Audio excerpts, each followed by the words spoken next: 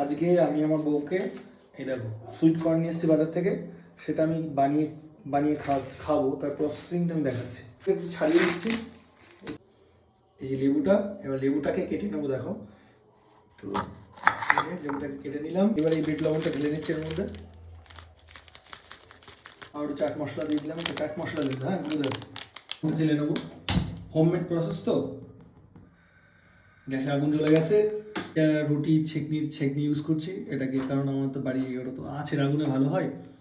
এটাকে পোড়াবো এবার এটা চলছে ধীরে ধীরে। দেখো প্রসেসটা দেখো, দেখো এবার লাল লাল হয়ে উঠেছে একটু, ঠিক আছে। এরপর একটু বিট লবণ আর লেবুটা মাখিয়ে দেবো। আমি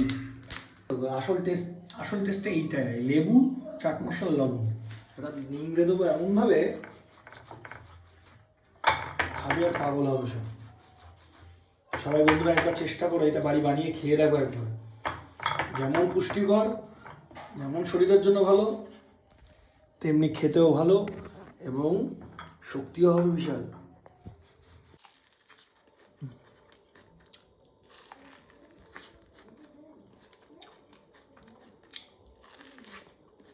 হুম।